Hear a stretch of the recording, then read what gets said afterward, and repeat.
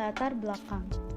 Latar belakang terbentuknya Pancasila bermula dari diskusi panjang yang dilakukan BPUPKI untuk merumuskan dasar negara. Diskusi yang dilaksanakan pada 29 Mei sampai 1 Juni 1945 itu dihadiri oleh Muhammad Yamin, Prof. Dr. Supomo, dan Ir Soekarno. Ketiga tokoh tersebut menyampaikan gagasan dasar negara mereka untuk bangsa Indonesia. Dalam kesempatan tersebut, Soekarno menyampaikan gagasan dengan istilah Pancasila. Mendengar gagasan tersebut, BPUPKI kemudian membentuk Panitia 9 guna menyusun dasar negara dengan pedoman pidato yang disampaikan oleh Soekarno.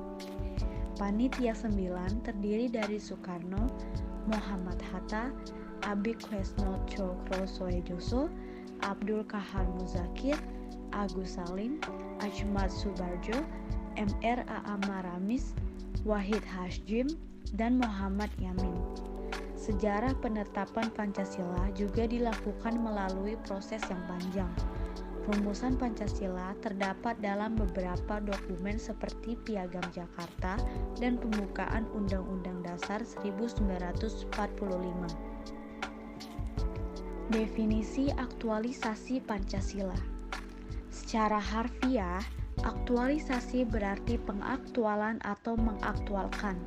Dalam hal ini, aktualisasi Pancasila bermakna bagaimana nilai-nilai Pancasila tersebut secara nyata dapat tercermin dalam sikap dan perilaku seluruh rakyat Indonesia, mulai dari pejabat hingga masyarakat biasa.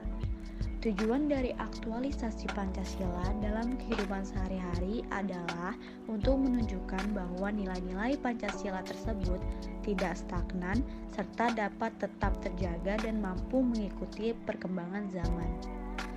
Aktualisasi Pancasila harus terus dilakukan agar setiap generasi dapat merasakan keluhuran nilai-nilai yang dimiliki Pancasila. Seluruh komponen masyarakat dan pemerintah memiliki tugas dan tanggung jawab dalam mengaktualisasi nilai-nilai tersebut.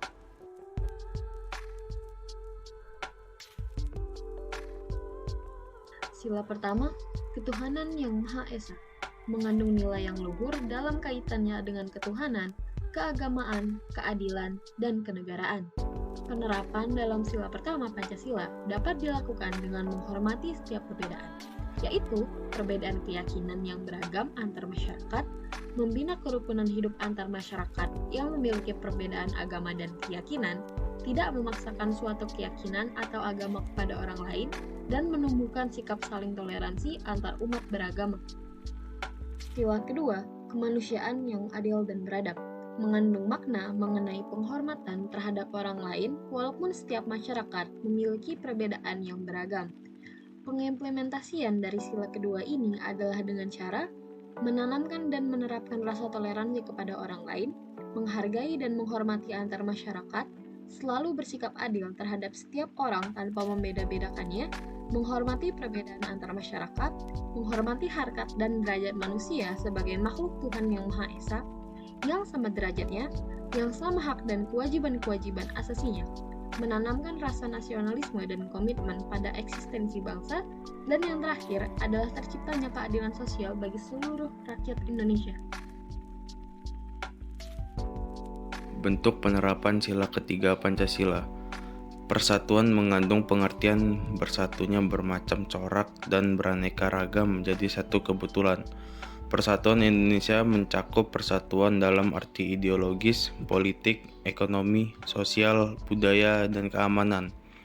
Lebih lanjut, persatuan Indonesia merupakan persatuan bangsa yang didorong untuk mencapai kehidupan kebangsaan yang bebas dalam wadah negara kesatuan yang merdeka dan berdaulat. Sila ketiga Pancasila, yakni persatuan Indonesia, memiliki makna yang luas.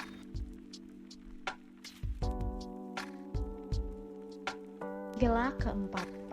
Sila keempat Pancasila mengandung nilai kerakyatan.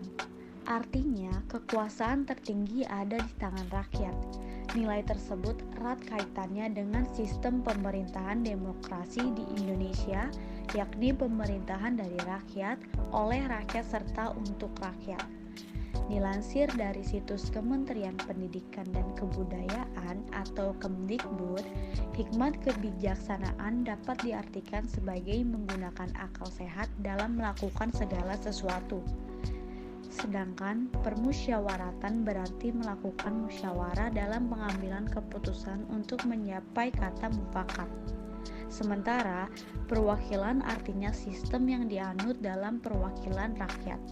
Selain nilai kerakyatan, sila keempat Pancasila juga bermakna bahwa musyawarah harus diutamakan dalam pengambilan keputusan, serta berusaha untuk selalu menghormati perbedaan pendapat. Bentuk penerapan sila kelima Pancasila. Pendidikan Pancasila mengenai aktualisasi nilai Pancasila pada sila kelima, yaitu keadilan sosial bagi seluruh rakyat Indonesia. Adapun bentuk aktualisasinya yaitu dengan melakukan gotong royong bersama masyarakat setempat untuk membersihkan lingkungan sekitar. Metode penelitian yang digunakan dengan langsung terjun ke lapangan untuk melakukan gotong royong bersama masyarakat setempat. Hasil kegiatan yaitu memilih dan memilah sampah serta mencabut rumput, membersihkan area lingkungan setempat, membersihkan musola dan jalanan sekitar, membantu pengecoran rumah tetangga, membantu sesama, dan membantu ibu-ibu setempat memasak.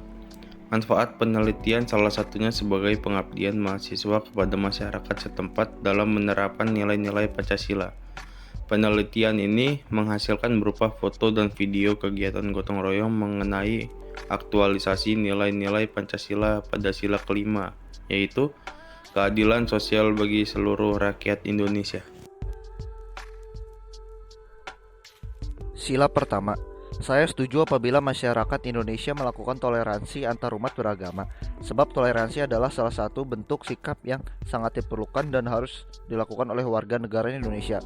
Dikarenakan negara Indonesia ini adalah negara yang mengakui tidak hanya satu atau dua agama saja, melainkan 6 agama.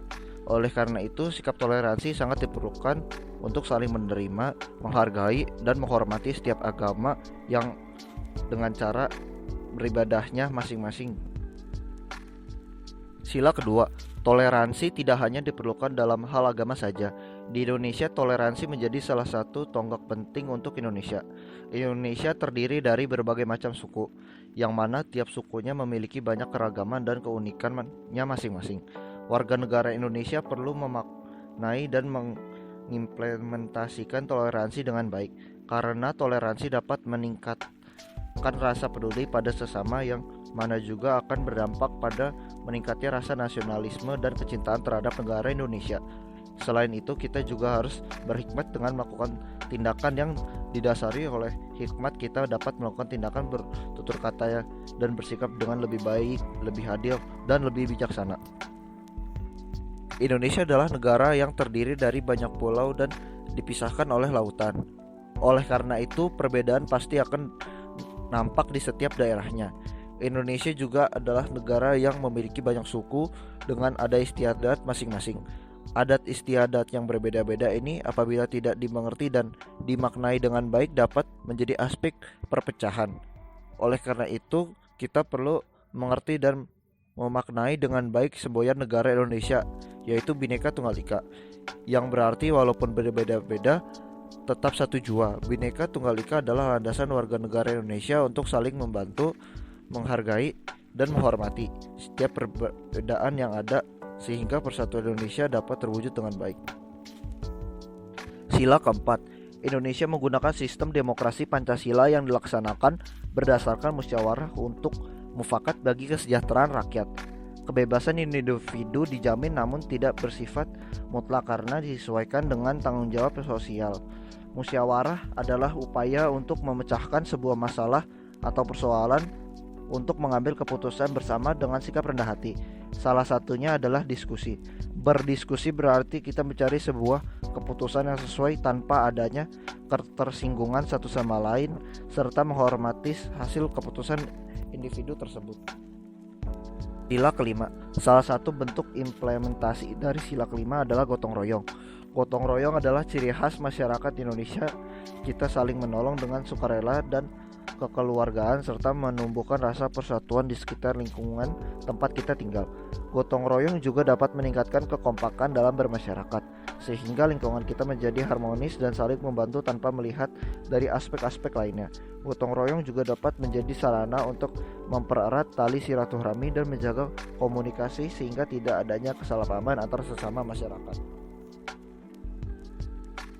Kesimpulannya, Pancasila sebagai landasan filosofi Indonesia lahir dari diskusi ekstensif dan mewakili kearifan kolektif para tokoh penting dalam sejarah Indonesia.